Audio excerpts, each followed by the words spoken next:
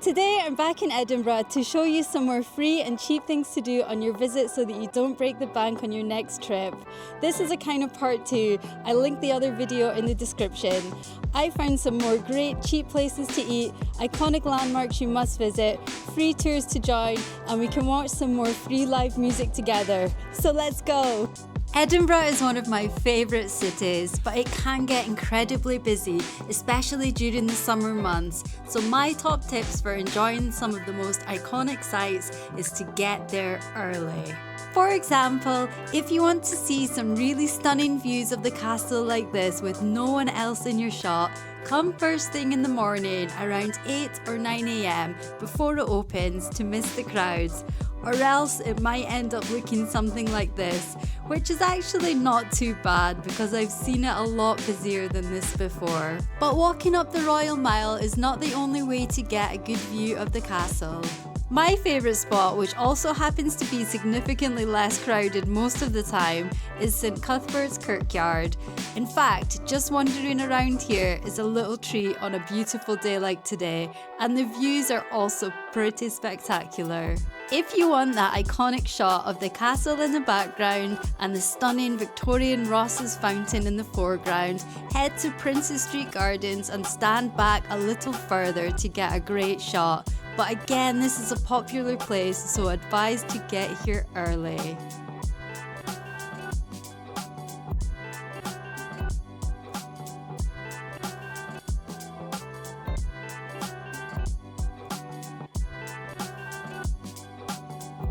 I'm just about to grab some breakfast at Quinn's Cafe for 2 reasons. Firstly, on my last video, a subscriber commented to say that it was a really great place to eat. And also, last time I was in Edinburgh, there was a queue outside of it. Always a good sign of somewhere good to go. So let's go get some food.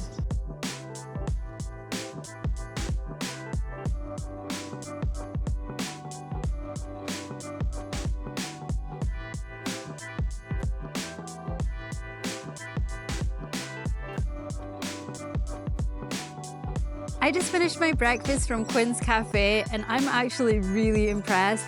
I got a double roll, which was egg and sausage. I didn't realise they would give me 2 sausages, so I'm absolutely stuffed. Also, I had an espresso, which was £2.70, so it was £6.70 for my breakfast altogether. That's not bad for a breakfast in Edinburgh. The service was great. It was a lovely little cafe. The food was delicious and it's going to fill me up for a long time. I would definitely recommend to stop by there if you're in the area.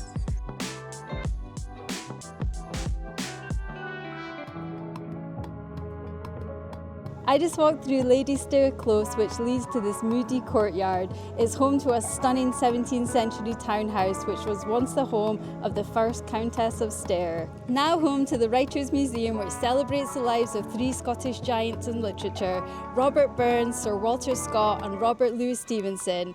The museum is open from 10 till 5 daily and it's free to enter. I've never been before, so let's go check it out. This is a lovely little museum in a really old building that twists and turns up 3 floors. Not for the faint-hearted though, as some of the stone spiral staircases are quite steep. The building itself is well worth seeing alone. Each of the 3 floors is dedicated to one of the 3 Scots writers. I loved all the memorabilia and stories about each of them. A beautiful interior and exterior. A must visit if you're in the area.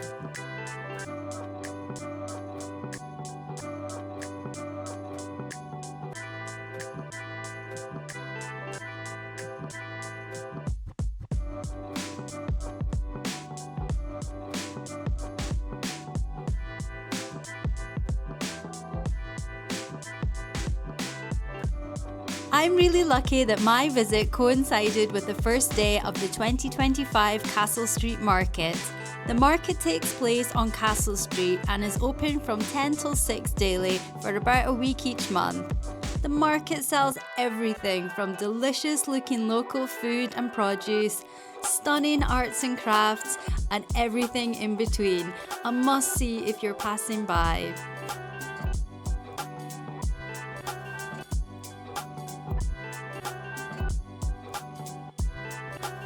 Edinburgh is just one of those cities that you can just walk around and there's always something to see. For example, St Andrew's Squares is a lovely little park where you can just sit back and take it all in.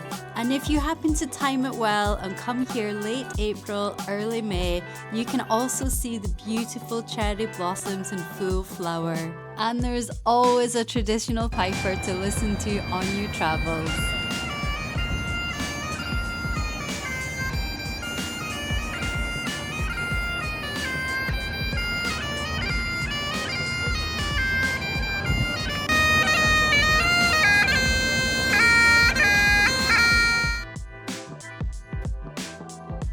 I've made it to the top of the stunning Calton Hill. It offers some of the most panoramic views of the city as it's an old volcanic hill rising from Princes Street. It has some of Edinburgh's most important monuments up here as well. I'm heading to a free tour in the City Observatory called the Collective Exhibition by Jedwood Survey. It's a touring exhibition of 10 early career artists from across the UK.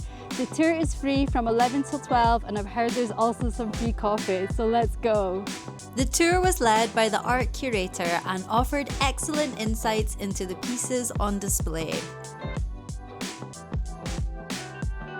It's always advantageous to take a tour or have an audio guide that tells you about the pieces, which can almost bring the art to life and tell its story. My favourite was this next installation because it really did spark joy and make me smile. I'll leave you to make up your own mind. Enjoy!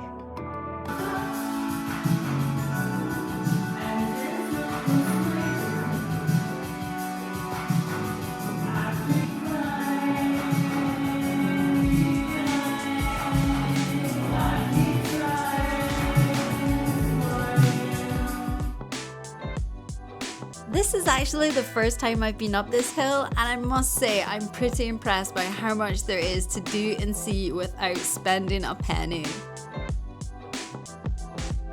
A great place to grab a coffee and wander around to take in the sights. Aside from the art, which was amazing, the monuments up here are so impressive. They are absolutely huge, a lot bigger than I expected. And don't get me started on the views, especially on a day like today. I mean, isn't this stunning? How have I not been here before? And it's not even that much of a walk up, just a couple of flights of stairs. Well worth the climb. I just visited the free exhibition at the National Library of Scotland. The museum is small but free and open 10 till 5 or 7 p.m. on Monday to Saturday. The new Treasures exhibit is on until March 2026 and tells the story of how the National Library of Scotland was established. It was really cool to see more of Burns's handwritten work in the Glenriddle manuscript, and also the old map of Scotland was definitely one of my favourite pieces. A great place to explore, and there's a cafe there too if you need a pick-me-up.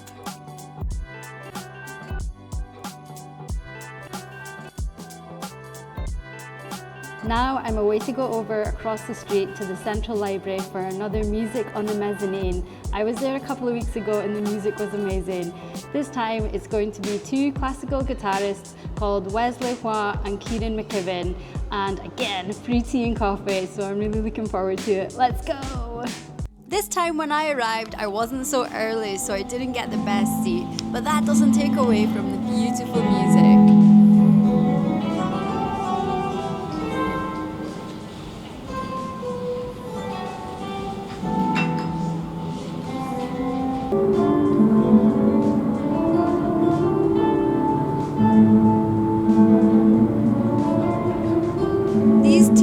Classical guitarists were an absolute joy to watch and listen to. Such great talent at such a young age. I really enjoy these hour-long music events, and it gives you a chance to rest your legs from walking and wake up with a free coffee. Not to be missed.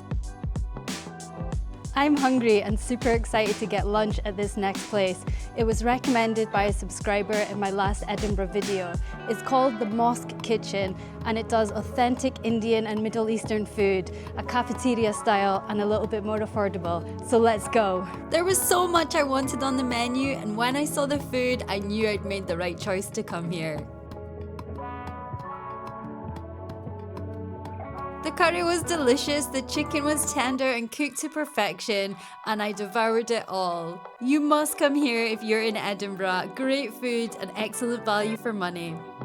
Lunch at the Mosque Kitchen was really delicious. The portions were absolutely massive, and it was only £10.25 I think for a chicken curry and an iron brew. What's not to love? This trip I finally made it to the People's Story Museum. It's free and open from 10 till 4:30 daily. It's a little hidden gem that offers a fascinating glimpse into the lives of the ordinary Scots throughout history.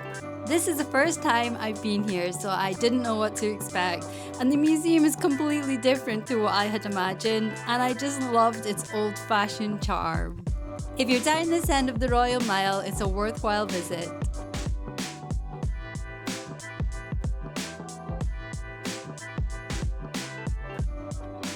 One of the things I've been most excited today to do is an event by the Edinburgh Science Festival. It's held at Edinburgh Zoo and it's called Step to Sustainability and takes place from 6 p.m. till 7:30 p.m. after the zoo is closed to the public. So let's go! I got the bus from Princes Street to the zoo and used the Lothian Bus app to buy a single ticket which cost £2.20. I hadn't been to Edinburgh Zoo for about 8 years, so I was excited when I saw this event on their website for only £10.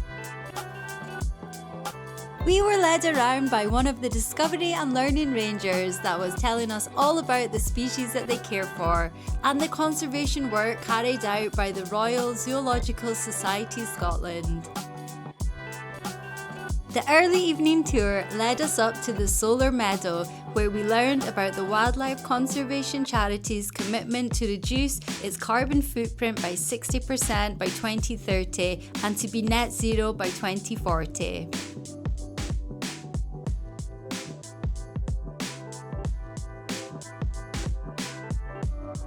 The event was excellent. What a great opportunity to visit the zoo for less than half the usual price when no one else is there and you get a personal guided tour.